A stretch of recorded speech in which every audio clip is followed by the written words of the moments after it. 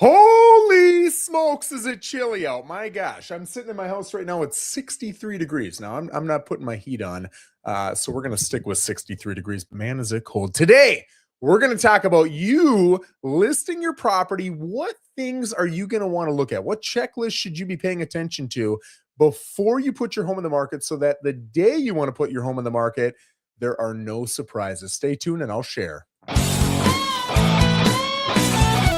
You better get fired up.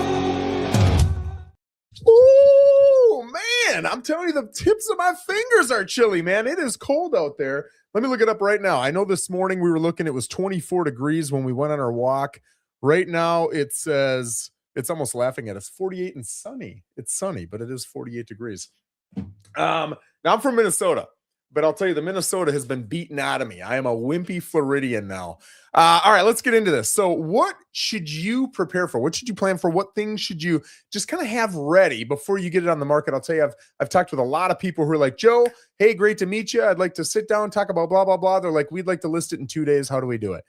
And I bring up some things and they're like, whoa, we were not ready for all these things. I wish we'd thought of this months ago. We could have prepared for all this. Now we're in a tough situation. So this video is made in efforts to keep you out of that situation so you can be planned and prepared, right?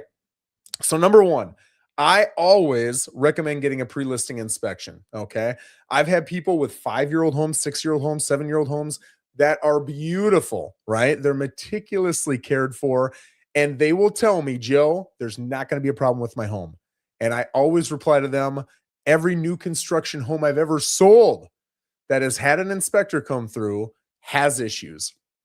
Not a lot, and you might not have a lot either, but they're going to have issues. And if you have an option between paying $300-$400 up front, knowing those issues, preparing for those issues, and being able to fix those issues so your home is perfect for a buyer, or getting the best buyer, because usually the best buyer is going to be the quickest, right? The most excited buyer who's going to pay you the most is going to run the fastest towards your listing when it hits the market. They're going to get you the offer the quickest. It's going to be your strongest, highest priced offer in most situations. Would you rather let that person pay the $300-$400, find the issues, and then possibly get scared off? I just had one the other day where that exact thing happened. Inspection came back. Nothing major was reported. It was a couple little things. And the buyer is not physically here in the United States. They thought, too scary, and they walked. It was a first-time home buyer. So I highly recommend getting a pre-listing inspection. All right. Now, when you get that pre-listing inspection, I always split it into 2 different areas when I'm talking with either a seller or a buyer. You've got scary, expensive safety issues or issues that won't allow a loan to close. And then you've got what I call Home Depot issues. So roof leaks, air conditioners not working, cracked windows, mold, wood rot on fascia boards, or really sometimes the exterior perimeter of any doorway. Those types of things either are safety issues, they're expensive, you need them to be able to get the funding, the insurance, whatever it is, and you can't get funding if you don't have insurance. Those things, 99% of sellers are probably going to pay for. And the ones who don't are selling to an investor at a much lower price, which if your problem is price and, hey, I don't want to spend the money, well, you're going to be spending the money in a lower price if you go to an inspector, right? So those things I would highly recommend you fix. What do I not necessarily recommend you fix? Which I'll tell you, when I have phenomenal sellers, they want to fix it all. They're like, Joe, I'm just going to fix it all. It's going to cost me an extra $1,000 or $2,000. I don't care. I want this buyer to know that they're getting the perfect house. Great. That's an easy sales pitch for me. Weather stripping. When you look, there's that little, I don't know what to call it, like a padded cushion strip that goes inside the doorway entry, any of your exterior doors. And over time, it'll get beat up or it might peel off, something like that. You'll see that pop up a lot. Is it expensive? No. Is it serious? No. Is it scary? No. So for those reasons, that's not something I usually recommend. If you want to do it, but it's not something I really recommend. If you've got 1 or 2 tiles, everybody has tile flooring. A lot of people have that 16-inch tile. Seems pretty popular in the last 10, 20 years. And you might have 2, 3, 4 tiles that have hairline cracks. I'm not talking about major cracks. I'm not talking about a difference in elevation because the crack is so major. I'm talking about a hairline crack that you cannot fit the tip of a pencil inside of. Would I fix that? No. People are going to be pretty okay with that. What other issues? Grade issues. A lot of times you'll see where it's supposed to, the yard coming out from your house is supposed to grade downward from your house, bringing water away from your house when it rains, right? Sometimes it'll be flat. It might even comes towards the house. It's common. Is it wanted? No. Is it expensive to fix? It can be. It depends on a couple different things. It's not something I typically am going to recommend that you go out and take care of, right? Those are small things. Maybe you've got a door handle on an interior door to a bedroom or a closet, something like that, and it sticks. It works just fine, but it sticks. Or maybe the plate, I forget what it's called, but the plate on the interior door frame, and then the lock, kind of the tongue sticks into that. Sometimes that plate will be loose. Would I fix those things? It's really easy to fix it. You can fix it with a screwdriver, certainly fix it, but those are not things that are going to lose you buyers, right? I do think swapping out all your light bulbs for beautiful white lighting is intelligent because it looks great for photos. I also think a lot of people will not replace a light bulb that doesn't work, and then it shows up as a potential electrical issue. Like, is it just a 99-cent light bulb? Or, well, with inflation, it's probably $4 or $5 by now. Or is it the fact that the electric doesn't work to that particular light? We don't know, and that's scary for a buyer. Change the doggone light bulb, right? But go and get all those repairs done, or a lot of those repairs done, especially the expensive, scary, loan-stopping repairs. Now, I'm going to put a pause on this. I'm going to give you two things that I don't recommend you doing. Some people are worried about their roof. They've got 18, 19, 20, 21-year-old roofs, and they think, I need a roof certification so that buyer can get insurance. I'm going to go find a roofer who can get me a 5-year roof cert, which is needed. That's a great idea. The only challenge with that is most insurance companies are going to want them up to date, and they're going to want to see that it came from that buyer after they got under contract, right? Always, no, not always, but a lot of times. So if you get it today and all of a sudden 3.5 months from now, that buyer goes under contract, we may not even be able to use it. All right. In every case, no, but in a lot of cases, yes. Another one is an appraisal. When you sit down with a realtor, they not only should be going through comparative sold properties, comparative active properties, giving you inventory data so you know kind of how strong or how weak the market is. But they should be giving you values. Okay. So you should feel confident in it. So not only are they giving you the values, but they should be able to express it in a way where you feel confident in it. You know why they think the number they think, and you buy into it. You may not like it. You may think it's too low. In fact, if I walk into 20 listing appointments, probably 15, 16 of them are going to say, well, my house is extra special. There's something great. Every seller thinks that. And when I go to sell, I'm probably going to think it too. I get it, right? But you need a third party telling you that number. A good realtor is going to be able to tell you that number. I will say this, though. Last year, 71% of licensed realtors did not sell a house. If you look at how many sold 5 homes or less, I forget what it is, but it's right around 85-ish%. That means 15% actually sold 6+ homes. And you got to remember, a lot of agents who are selling 6, 7, 8, 9 homes, the overwhelming majority, if not all of them, especially for newer realtors who are newly successful, are all with buyers. So when you look at the experience that agent has in valuing a property, it might not be that great. So when you ask an agent, hey, how many closings have you had in the last 12 months? Also ask them, if you're selling, how many of them were sellers, right? You may even want to ask, can you tell me the last 3 that you had, what did you tell them they should list at, and what did they actually sell at? Now, who knows if they keep that data and if they'll share that data and everything else. But ask those questions, you'll get a good depiction of where they're at. But that brings me to another one, which is your numbers. You want to get, what is my property worth? And a lot of times I'll say, hey, here's what your property is worth in its current condition. If you do the recommendations I'm giving you, here's what the value will be in that case. Do whatever you'd like. I support you either way, but there's your 2 different numbers, right? Now you can start to look at, okay, minus commission, minus closing costs, minus estoppel fees, minus, am I going to have to pay title, or is the buyer going to be pay title? Minus any liens you got in the property, which is usually a mortgage, sometimes solar, something else like that. Now you can see what you're walking with at closing. That's what people truly care about. Of course, you want to know, is my house worth 4, 5, 6, 700 grand? But honestly, the biggest number is, what am I going to walk with at closing? So you can get that number, and then it's not a surprise. I can't tell you how many people I've had who are like, we are selling. And then I sit down and run all the numbers, and they're like, oh my gosh, we can't sell. and it drastically changes their situation. And they were ready to sign right now and get on the market tomorrow. If they would have known that 3-4 months ahead of time, they might have made different life decisions, right? So always do this ahead of time. I love it when clients call me and say, Joe, we're not selling for 3, 4, 5 months, but we just want an idea of numbers. Can you come over? Absolutely, I can do that. That's not a problem. We don't charge for that. That's all a part of our total package to give to you. Most realtors are the same. That's not a Joe Rosen special. Most realtors are going to do that. You deserve that. That's part of what they're going to offer, right? What the heck does this say? Oh my gosh, my handwriting's horrible. I write like a doctor. It says freshen. It looks like Frenchin. Freshen landscaping. That's so true. I'll tell you, a cheap way to really prop up your listing photos is some fresh mulch.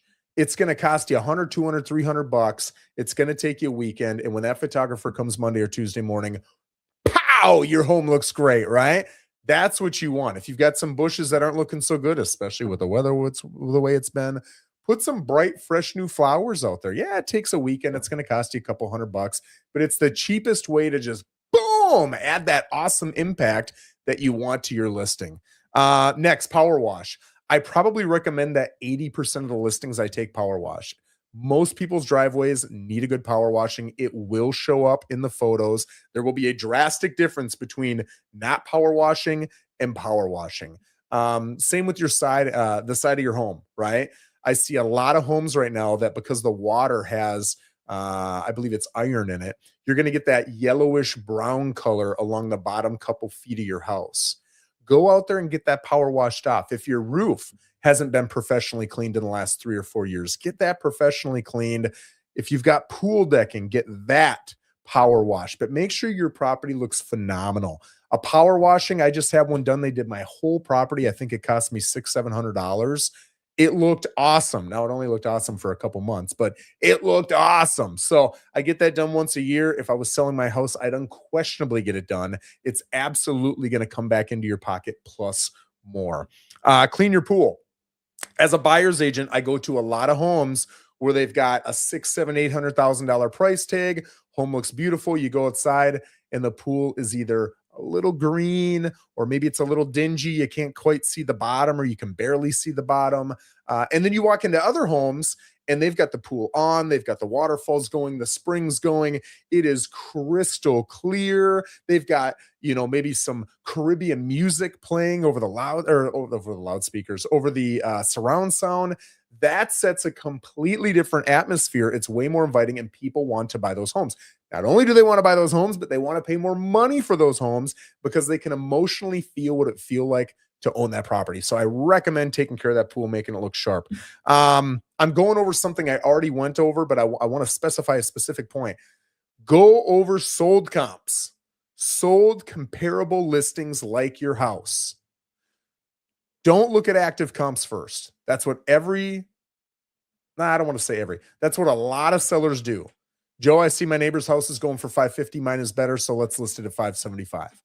Meanwhile, it's worth $500 and their neighbor's home is $75,000 overpriced. They should be at $475, right? Don't look at active prices. My house is not worth $1 million. Can I ask $1 million? Sure, I can ask $2 million if I want. That doesn't mean if your house is a little bit better, yours is worth 2.1, right? It means I don't know how to price my home because I'm looking at active comps instead of sold comps, all right?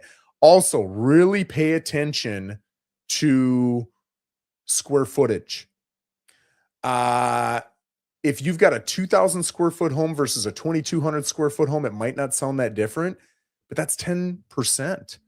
If the 2,000 square foot home is exactly the same amenities wise as the 2,200 square foot home, and it's worth $500,000, then logic would tell you the 2,200 square foot home at 10% more square footage is worth roughly $550. Now, maybe it's $540, maybe it's $560, whatever, but it's worth considerably more. That's not $5-10,000. That's a massive amount of money. So really pay attention to square footage. It's funny when people have the extra square footage, they mention it as sellers. When they're short on it, they don't mention it, thinking we won't miss it. It's not a you versus me or a you versus the appraisal thing. It's looking at it from an objective point of view, a third-party point of view, emotions detached, and trying to say, what is a typical buyer going to think this property is worth? Also, I know you've got plantation shutters and they cost you $11,000. they might get you $2,000, $3,000, $4,000 in value. I know the crown molding package with the builder cost you an extra $5,200. You might be able to get $2,000, $3,000, $4,000 out of them, right? I know you've got quartz and this comp has granite and you love quartz. Who would ever buy granite? I love my quartz. Some people love granite. The difference on those is maybe $1,000 or $2,000. Some people look at those items and they say, I've got crown, I've got the plantation shutters, I've got quartz. I want 25 grand more than this other home. And I'm like, wow, there's a massive difference between reality and where you're at. Really take the time to look through those and be open to the fact that you might have overpaid for some things. With my home, I know I did. There are definitely things I have paid for, and I'm a professional. I knew I'm sinking in $10,000 to maybe in the future get 5 grand back on it. I'm okay with that. I'm going to live here for a while. I love that thing, whatever it is. I'm going to do it. Doing it educated is really important. But once you're going to list your home, you're kind of beyond that point. It's really being open-minded to the fact that the comps are the comps are the comps. If you've got granite, they've got granite. You've got 2,000 square feet. They've got 2,000 square feet. And they sold recently in the last 3 to 6 months for 500 grand. You're probably worth roughly 500 grand, right? So just kind of looking at those things. Create a moving plan. And I touch on a couple things here. Your movers. Have a discussion with your movers. I've had a discussion with a lot of these moving companies, and they're 6 weeks out, 8 weeks out, 10 weeks out. If you wait until you're under contract and you've got a 4-week closing window and you don't call them until 2 weeks in, so you've only got 2 weeks to go, you might not get helped, right? That's going to be a tough position for you to be in because contractually you have to be out. So make sure you have that conversation with your movers. I would recommend before you even put on the home in the market. Now you've got an expectation, a timeline, and how long you should be looking at before you get it on, or not get it on, get it scheduled with them. Just your overall schedule. Do you need 30 days to close, 60 days to close?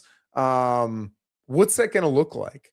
Do you have people coming over to help you move your stuff out, or are you physically going to move it out? What about your next place? Are you going to rent? Are you going to move in with family or friends? Are you going to need to be contingent on the sale of your property? That will probably impact your ability to negotiate. A lot of sellers are going to say no to that. Are you okay with that? Are you not picky enough where if you look at the market right now, there's 4, 5, 6 homes you would buy?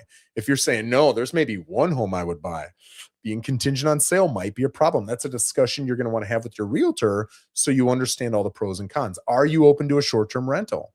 If you're looking at a rental right now that's $2,500 to $3 grand, but you want a short-term, say 3-4 month period because you don't want to be contingent on sale, realize there's a good chance you're going to pay more than $2,500 to $3 grand because it's not a 12-month listing, 12-month rental, right? So have those discussions, look at those numbers, ask those questions before you go too far so you can build a plan that you can commit to and stick to.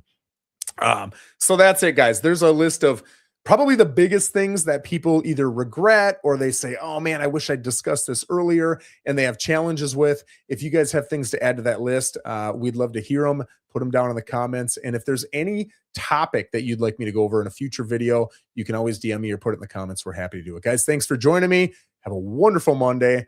And my gosh, I hope you stay warm. Take care.